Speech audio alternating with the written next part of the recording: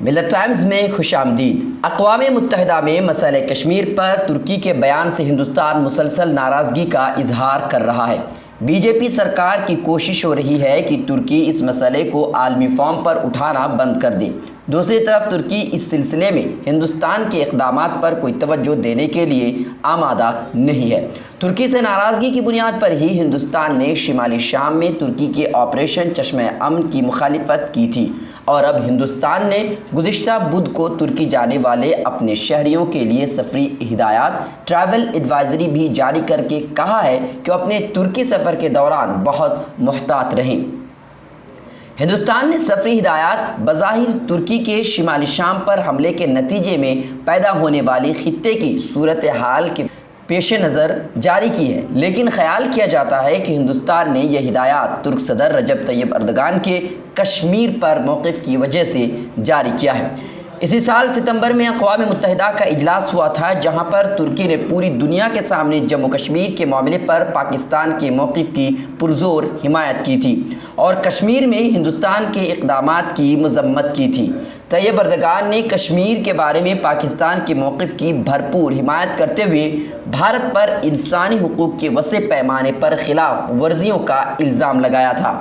بعد میں انہوں نے یہ بھی اعلان کیا کہ مسئلہ کشمیر کو تمام فورمز پر اٹھائیں گے۔ پیرس میں فائنینشل ایکشن ٹاسک فورس کے اجلاس میں ملیشیا اور چین کے ساتھ ترکی نے بھی پاکستان کی حمایت کی تھی۔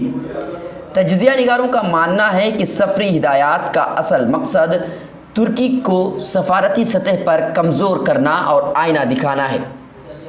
ایک مقصد ترکی کی سیاحت کو نقصان پہنچانا بھی ہے۔ حالیہ دنوں میں ترکی ہندوستانی زائرین کے لیے توجہ کا مرکز بنا ہوا ہے اور بڑی تعداد میں ہندوستانی ترکی کو اپنی سیاحت اور وزٹ کے لیے ترجیح دے رہے ہیں۔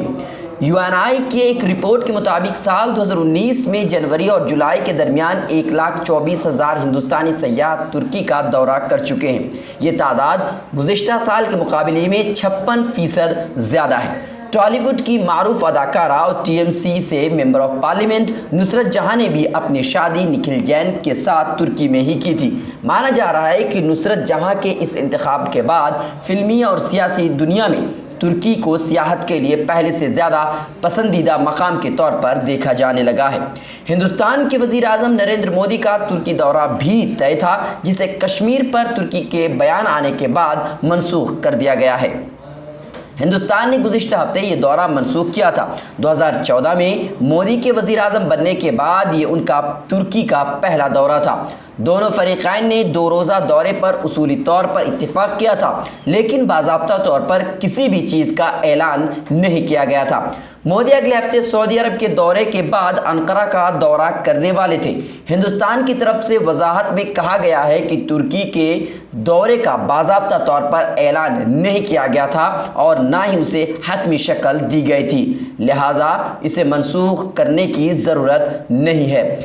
سفری ہدایات جاری کرنے والی حکومت ہند نے یہ واضح کیا ہے کہ ابھی تک ترکی میں ہندوستانی شہریوں کو کوئی نقصان نہیں پہنچا ہے۔ سفری ہدایات میں کہا گیا ہے، ترکی کی موجودہ صورتحال کے پیش نظر وہاں جانے والے ہندوستانی شہریوں سے پوچھ گچھ کی جا رہی ہے۔ اگرچہ ابھی تک ملک میں کسی ناخوشگوار واقعے کی کوئی اطلاع موصول نہیں ہوئی ہے، تاہم مسافرین ترکی سے سفر کرتے وقت انتہائی احتیاط برتنے کی اپیل کی جاتی ہے۔ ہدایت میں یہ بھی کہا گیا ہے کہ ہندوستانی شہری انقرہ میں ہندوستانی سفارت خانے سے ہیلپ لائن نمبروں کے ذریعے رابطہ کر سکتے ہیں۔ سفارت خانے کی طرف سے ہیلپ لائن نمبر بھی جاری کر دیے گئے ہیں۔ ملت ٹائمز اردو کی خبر میں یہ نمبرات شائع کیے گئے ہیں، ضرورت مند وہاں نمبرات لے سکتے ہیں۔ بیورو رپورٹ، ملت ٹائمز۔ ملت ٹائمز کی ویڈیوز دیکھنے کے لیے یہاں کلک کر کے سبسکرائب کریں اور ہاں، بیل آئیکن ضرور دبائیں۔ اگر فیس بک پر دیکھ رہے ہیں تو پیج لائک کریں۔ تازہ ترین خبروں اور مضامین کے لیے وزٹ کریں ہماری ویب سائٹ www.millettimes.com۔ ہماری یہ website Urdu, Hindi, English تینوں لینگویج میں موجود ہے۔